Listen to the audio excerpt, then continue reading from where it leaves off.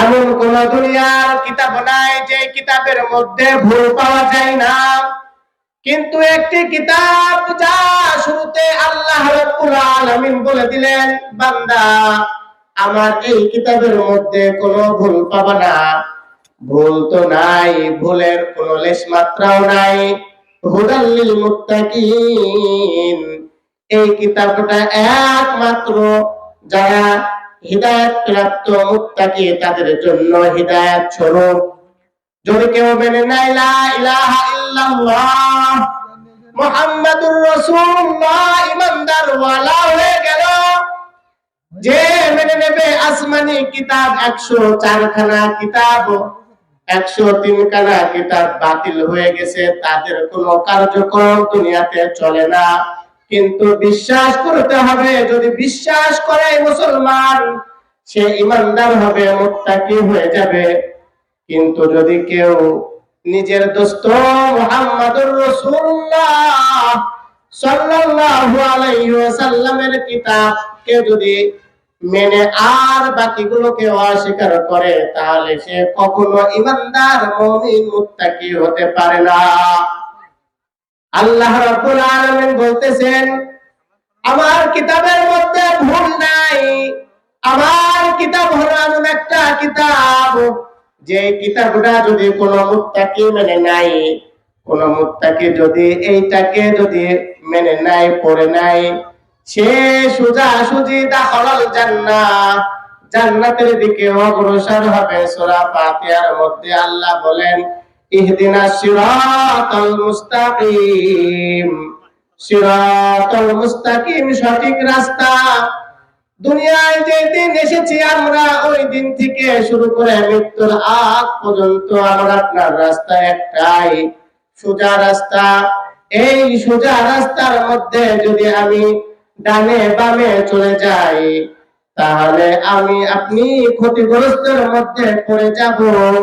আল্লাহ রাব্বুল আলামিন বলতেছেন, তোমাদের মাকসাদ হলো তোমাদের নাক বরাবর, তোমরা সোজাসুজি জান্নাতে যদি যেতে চাও, ইহদিনাস সিরাতাল মুস্তাকিমের রাস্তায় চলো।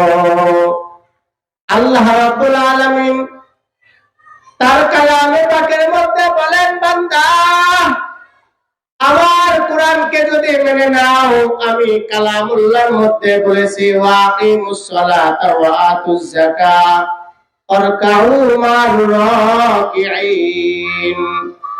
বান্দা আমি সালাত আদায় করার কথা বললাম, 5 ওয়াক্ত সালাত, ফজর থেকে ইশা পর্যন্ত 5 ওয়াক্ত নামাজ যদি তোমরা জামাতে আদায় করো, আমি আল্লাহ রাব্বুল আলামিন খুশি হয়ে তোমাদেরকে দাখালাল জান্নাহ, জান্নাত দিয়া দিব।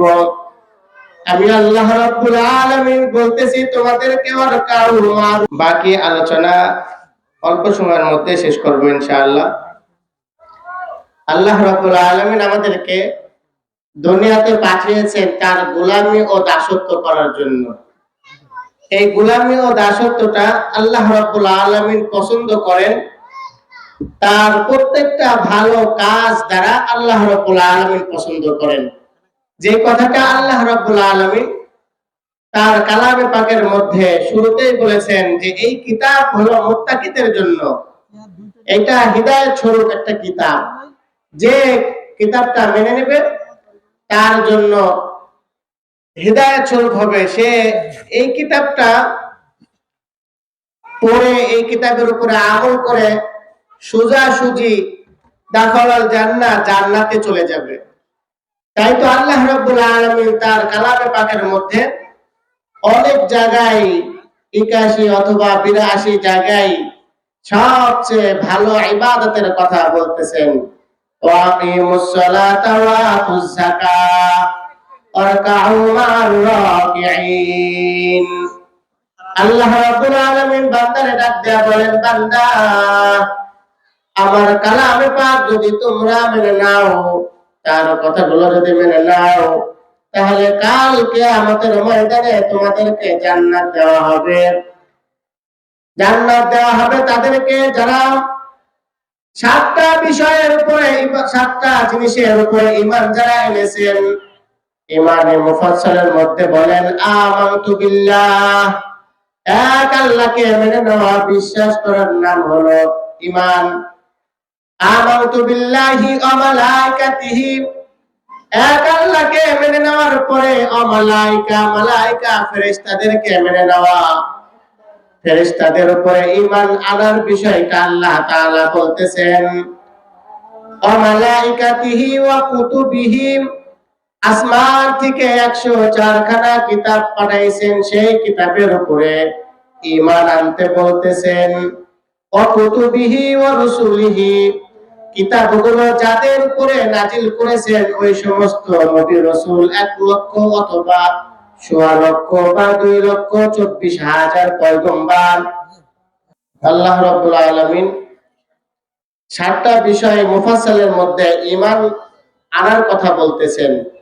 যদি 7টার মধ্যে কোনো একটির মধ্যে যদি সন্দেহ থাকে, সংশয় থাকে, তাহলে ওই বান্দার দ্বারা তাকে ঈমানদার বলা কষ্টকর হয়ে যাবে, সে ঈমানদার হতে পারবে না।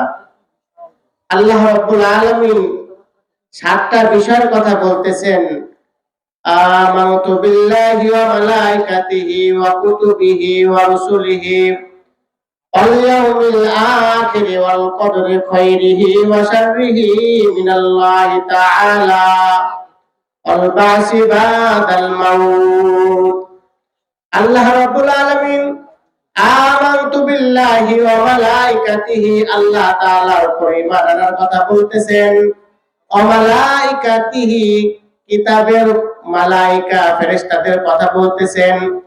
আমি অসংখ্য ফেরেশতা বানাইছি, নূরের ফেরেশতা। বান্দা তোমরা মেনে নাও, বিশ্বাস করে নাও, ফেরেশতা বানিয়েছি আমি আল্লাহ রাব্বুল আলামিন। ওয়া রাসূলিহি, ওয়াল ইয়াউমিল আখির, রাসূলদেরকে পাঠাইছি 1 লক্ষ অথবা 1.5 লক্ষ পয়গম্বর। ওয়া রাসূলিহি ওয়াল ইয়াউমিল আখির, দুনিয়া যেমন সৃষ্টি করেছি আমি বান্দা তোমাদের জন্য বিচারণ স্বরূপ, তোমাদেরকে পরীক্ষা করার জন্য দুনিয়াতে পাঠাইলাম আমি আল্লাহ রাব্বুল আলামিন।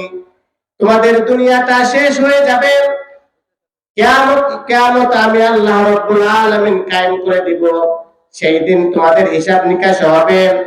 একদল জান্নাতে যাবে, অপর একদল জাহান্নামে যাবে। এই দুইটা দলে বিভক্ত হয়ে যাবে। ও মালাইকাতিহি ওয়া রাসূলিহি ওয়াল ইয়াউমিল আখির ওয়াল কদরি খাইরিহি, তোমাদের সকলকে তাকদীর দিয়েছি। যার যার রিজিক আমি আল্লাহ রাব্বুল আলামিন নির্ধারণ করে দুনিয়াতে পাঠিয়েছি রে বান্দা। তাকদীরকে মেনে নেওয়া, আল কদরি খাইরিহি ওয়া শাররিহি মিনাল্লাহি তাআলা আল বাসি বাদাল মাউত। আমি আল্লাহ রাব্বুল আলামিন আবার তোমাদেরকে মৃত্যুর পরে পুনরায় জীবিত করব, তোমরা এটা ভেবো না। আমি আল্লাহ রাব্বুল আলামিন তোমাদেরকে আর মাটির থেকে তুলতে পারবো না।